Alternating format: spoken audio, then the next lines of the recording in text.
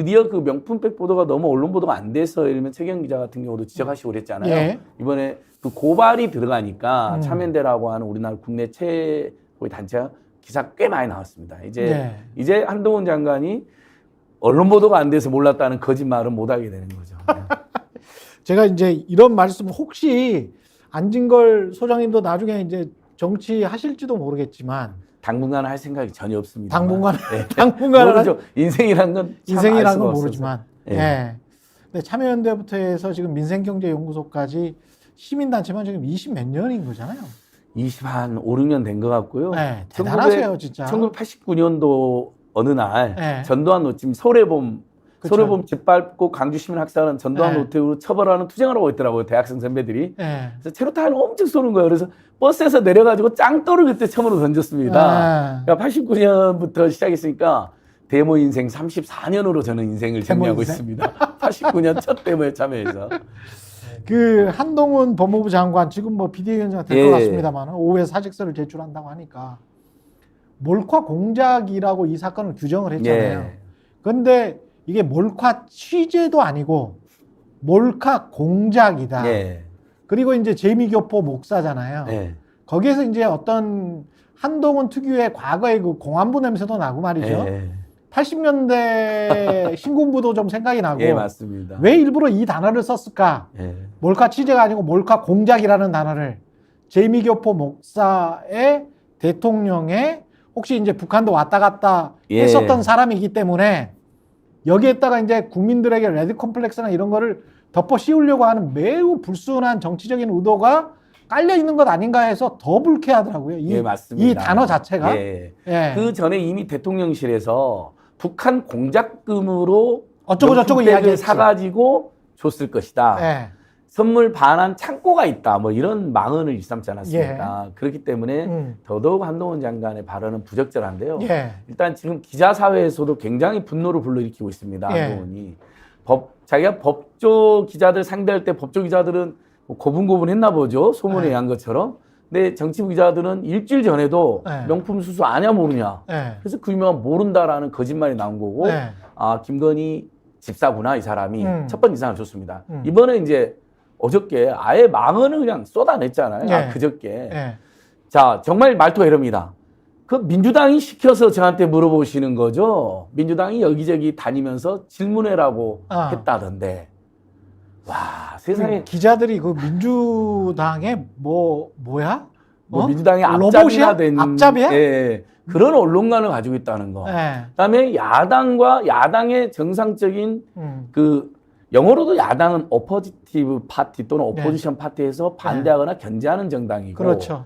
당연히 야 어떻게 대통령분이 저런 행위를 하지 하고 야당이 문제 제기는 너무나 자연스럽잖아요. 그다음에 언론인들도 독립적으로 그렇죠. 그 이상하지 않으세요 장관님 하고 상식적인 질문을 하는 거죠. 그냥 저도 비대위원장을 맡을 가능성이 높으니까 그랬더니 그 민주당이 시켜서 하는 거죠라고 전국의 모든 기자를 모욕을 했습니다. 그래서 방금 제가 12시 다들 도착한 게 방금 국회에서 야당 의원들하고 시민단체가 대거 모여서 이제 한동훈의 발언은 너무나 많은 문제가 있다. 1. 야당이 마치 시켜서 기자들이 물어본 것 같은 그런 인식. 그것을 노골적으로 아주 주저함도 없이 말하는 행태. 그냥 그렇다. 두 번째 이게 어떻게 몰카 공작이냐. 몰카 공작이라고 하면 뭐 정말 죄를 짓지도 않고 착한 사람한테 뭐 물속에다 여기다 마약을 넣어가지고 딱 먹는 걸 사진으로 딱 찍고 영상 찍어가지고 그다음에 이걸 살짝 갖고 와갖고 방금 최경영 씨가 안진걸 씨가 먹은 게 마약이야. 몰래 카메라 찍고 이러면 이제 함정이고 몰카 공작이 되는데 안 받으면 되잖아. 이 전과는 기울백 안 받으면 되잖아요. 카톡으로 샤넬 향수를 사진을 찍어서 보내드려요. 그랬더니 낼름 들어와라 그래요. 낼름 들어와라고. 들어와라는 장소가 매우 중요합니다. 진짜로 이걸 잘 주목을 안 하더라고요. 코바나 컨텐츠라는 게 매우 중요합니다. 그렇죠. 왜냐하면 이때가 만약에 영부인이 되기 전이면 코바나 컨텐츠에 사람 만난 건 큰 문제가 안 되는데 영부인이고 본인이 제 부속실도 없어서 V1인지 V2인지 어쨌든 대통령 집무실 함께 쓰는 사이라고 공식으로 발표까지 됐잖아요. 그럼 울면서 대선 전에는 나대지 않는다. 나대지 않는다고도 했었고. 그러니까 즉 이런 거죠. 자, 영부인이 V1인지 V2인지 헷갈리는 상황이라는 걸 나중에 한다 하더라도 접견실이나 또는 집무실에 불러서 정시 출입 기록을 남기고요. 실업 계획까지 다 남기고. 예, 경호 조치를 정상적으로 받으면서 네. 사람들 만나는 것은 네. 설령 그게 비선 개입의 의혹이 있다 하더라도 쉽게 문제 삼기는 어렵잖아요. 그렇죠. 근데 왜 코바나 컨텐츠를 택했냐? 출입 기록이 남질 않습니다. 이게 매우 중요합니다. 그러니까 그리고 이제 영상에는 한 번은 샤넬 향수, 두 번은 디올백인데 예. 디올백 주고 나갈 때 보면 세 사람이 또 신라 면세점 명품으로 추정되는 걸 박스를 두고 있습니다. 다른 사람들이? 예, 세 명이. 그리고 다른 비서관이 들어가시죠 하는 게까지 나와요. 자, 그렇다면 끊임없이 그냥 면세품들이 들어가는 거예요? 저는 정말 우리 최경 기자님 앞에서 그렇고 스픽스 애청자 앞에서 절대 저는 함부로 음모론이나 과장하지 않는 사람이거든요. 그렇죠. 참여연대에서 그렇게 훈련을 받았고 그렇죠. 최소 3번의 밀실 미팅이 그것도 명품을 받으면서 예. 세 번인데 그 최 목사하고만. 예, 최 목사 2번. 예. 최 목사가 나갈 때 세 명이 이렇게 신라 면세점 백을 들고 기다리고 있다니까요. 그 사람들은 누군지 모르죠. 누군지는 모르는데 너무 자연스럽게 예. 또 다른 경호원이나 비서관이나 보이는 분이 자 들어가시죠 하고 데리고 들어가는 게 나옵니다. 신라 면세점 예. 명품백을 들고. 그것까지 확인됐어요. 아. 뭐 장인수 기자나 예. 이명수 기자 제가 다 교차해서 영상을 예. 봤으니까요. 그런데 경호원들이 그 최정 목사를 만나게 할 때 매우 자연스럽잖아요. 네. 자 이렇게 한 다음에 자 2층에 가고 검색창에 통과시키고 그게 처음 해본 솜씨가 아니에요. 딱 봐도. 그렇다면 여러분 최소 3번 이상 예.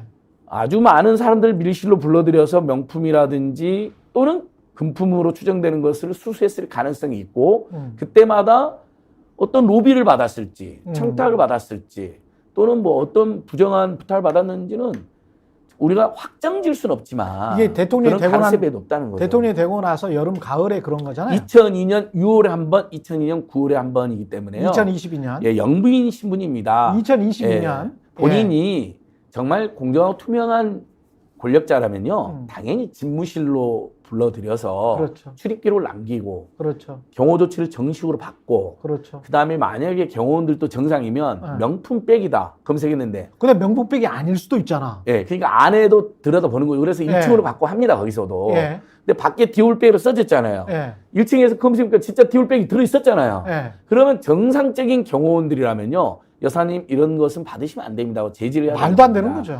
그래서 집무실에서는 그게 그렇게 될 가능성이 높잖아요. 예. 그래서 코바나 컨텐츠로 불러들인 겁니다.